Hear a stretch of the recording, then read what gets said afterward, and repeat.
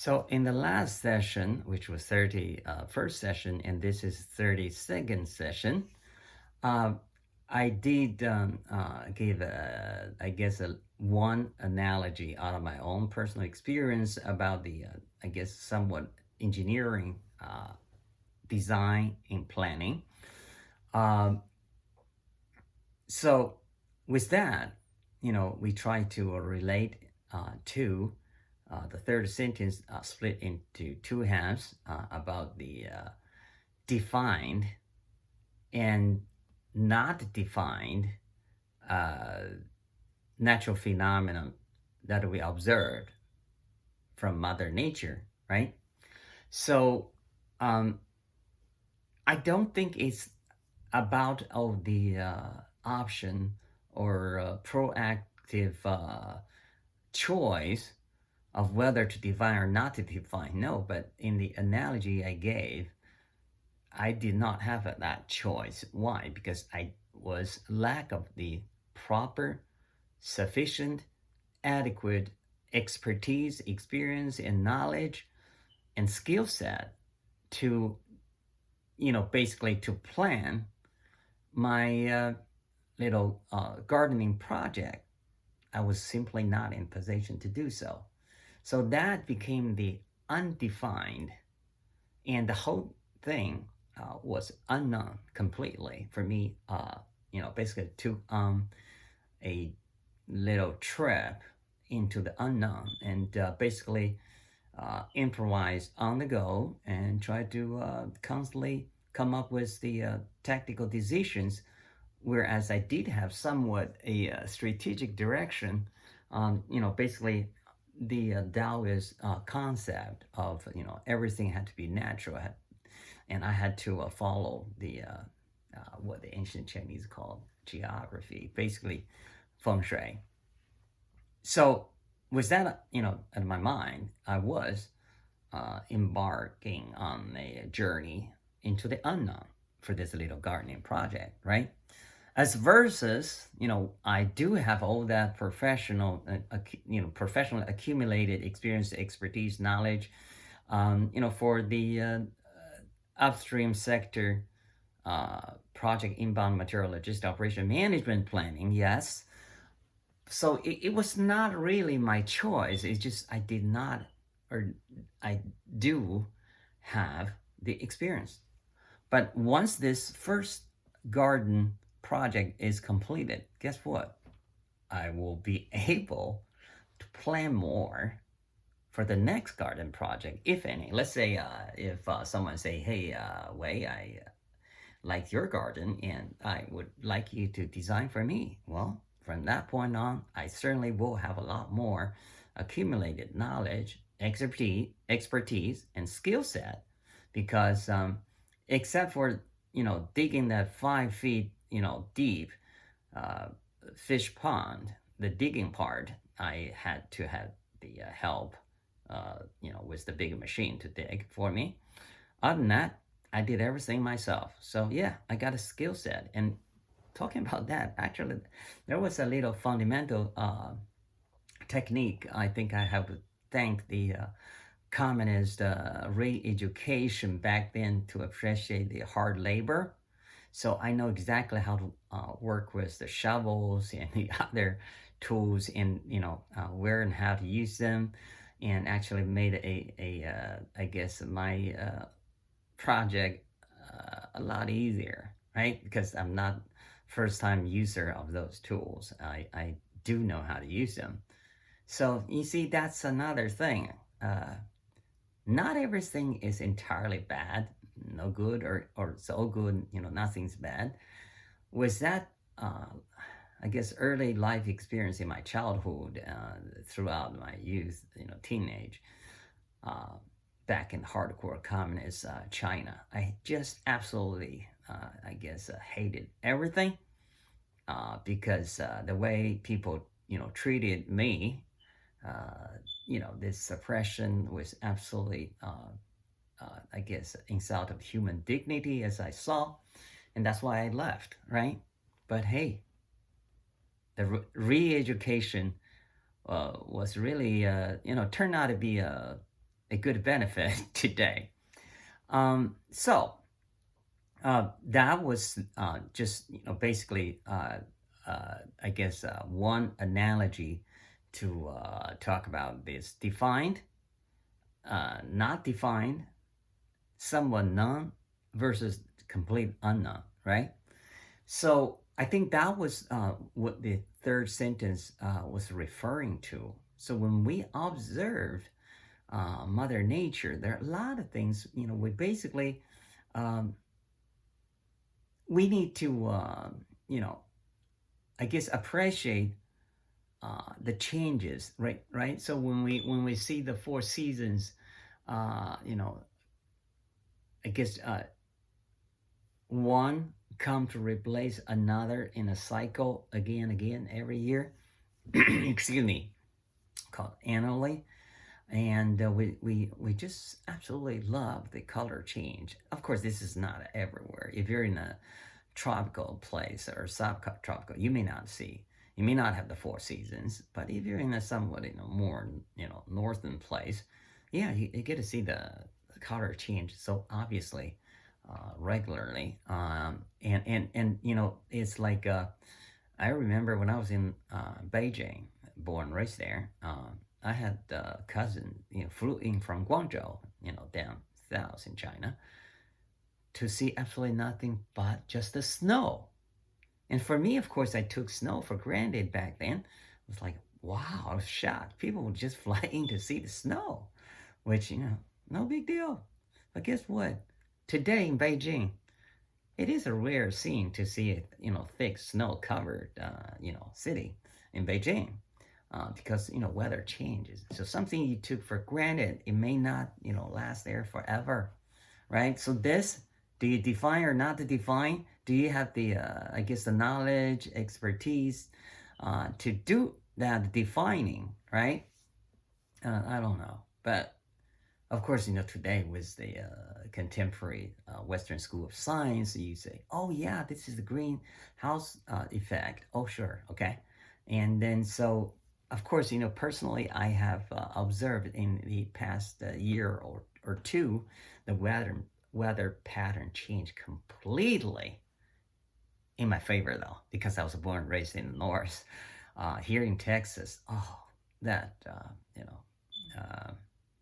I guess hot and humid weather, that was the only thing I could not get used to in Texas. And finally, uh, hey, for almost half of a year in Texas, it's the weather, is as enjoyable as in the San Francisco Bay Area. Can you believe that? I would have never believed that if you tell me this 2 years ago. But hey, I actually get enjoy the nice Texas weather, which I didn't think it existed. Now I could enjoy the nice Texas weather in my own backyard or front yard. So anyway, this tells me, at least tells me, basically, there are things you could, watch and observe, may or may not either be able or even, necessarily need to explain. You just sit there, hey, do you enjoy the fallen tree leaves from the trees, in the process, and scattered all over your floor in bright yellow and red before it turns to brown? And then basically, stack up the layer by layer and get thick and thicker. To enjoy that process, I do. Do I need to really find out scientifically why? Who cares? It's just something, it's kind of like I guess bittersweetness. Oh yeah, uh, something is dying, although it does look sad but beautiful. That's a little, I guess, philosophical, right? And that's autumn for you there. That you just simply enjoyed, appreciated. Do you really care why or how? Who cares? That's just cynic, beautifully for me, and I'm good with that. Or this is of course, in Houston, sometimes you do see them in Dallas, but not in Houston. You have to go, up north of Texas to see the full snow. In Houston, we barely do, but when it does, you see everything just turns so pure, completely white or silver, and under the winter sunshine, and then everything basically just all the colors are just covered. You don't see colors. For a change, it's kind of nice. It might be a little bit chilly sometimes, but of course this is not to compare with way up north in Texas or New Mexico, right? Here in Houston, winter is mild. um, and when you walk around in snow, through the trees of no leaves at all, it's all bold. That's quite a scene, to appreciate.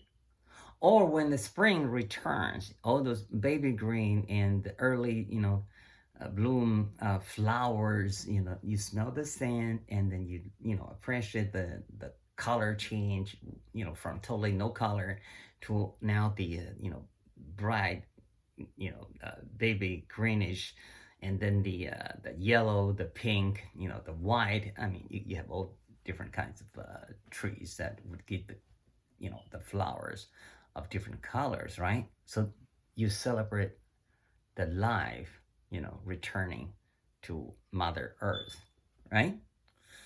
So with this, you repeat, 4 times a year.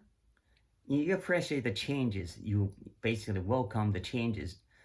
Keep yourself from being bored. You're looking at the same scene, 365 days a year, every year, right? So do you need to analyze this? No. You just basically sit there, enjoy, with whatever, a cup of tea, a cup of coffee, or, a glass of wine, or whatever liquor of your, your favorite poison, or just a plain water, right? You should be able to, enjoy the life out there by yourself, or with a couple of friends or family members. That's the part. All you need to do is just be there and enjoy. Who cares about the science, as far as this part goes? But then, that's life, right? But then you have the work. Can you just go randomly? Do whatever, just swing it, and I mean, just wing it, and whatever. I don't think that would work out, for you, because that's absolutely not a way to do work, right? But so, nevertheless, when we talk about the Mother Nature, to observe, we have 2 different approaches, right? One is basically to feel with your heart, and the other is to think, okay? With a little brain you have, I'm sure it's bigger than a bird brain. I think mine is a little bigger than a bird brain, and you need to use it. So I think that's what the third sentence was referring to. When you try to feel it, with your whole heart, you don't need analysis of any kind, right? Just to experience it. It might get a little sentimental or emotional. A lot of poetic things actually, go down that path.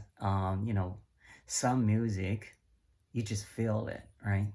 Who cares about it? Who's the composer, and how technically it was well done? Who cares? When it touches your heart, it touches your heart. Okay, but then if you're teaching, the music composition, you do need to analyze, right? And so that your students could master this, theory and methodology, and they turn out to be another good composer, hopefully. But not if you just sit there and basically enjoy the whole music, and whatever is your poison. Everybody's different, right? I guess I have to admit today, I'm trying, but I'm not there yet. I don't quite get all the classical Chinese music as I do, with the Baroque music, which is of course not Chinese at all.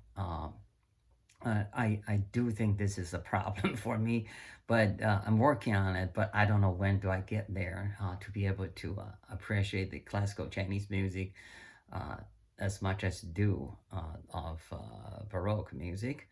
Uh, that's a shame. Being a Chinaman, I'm not quite there yet. But this falls right into the first half of the third sentence. Basically, you want to experience the magic there. You don't need to define anything, right? You don't need a name. Hey, if you listen, let's say, 13 minutes and 27 seconds of Bach, can you define every, segment of it and come up with a name? But that's only your personal interpretation. The guy right next to you may or may not feel the same way. So when you define, you may define for yourself today. But guess what? After more reading, after more traveling, when you sit down, listen to the same music, you may not feel the same. And that definition you gave earlier, you're going to have to change. So this is where I personally would relate to the first half of that sentence, right? But then let's say we're working on something that's either scientific or technical, and it's going to have to be defined, because if you don't, it's left in ambiguity and people don't know what to do with it, right? So you hand over a plan and people open that up. It's like, oops, nothing in there. What am I going to do? If you don't have the real planning, what am I going to do for the execution, right? So that would fall into the second half of that sentence, because now you have that measurement to quantify. You get to observe, the change on the course, into the targeted direction. You get to, and that's what we say about KPI, right? The precision management. We can see how the technical target we set being fulfilled and how well it is being fulfilled in the hopefully scheduled pace. That's project management right there for you. And that, once again, falls into the second part of that third sentence, which is basically to observe proactively the changes over the course with the quantifying measurements. So this is the session that I'll wrap up here. So until the next one, ciao.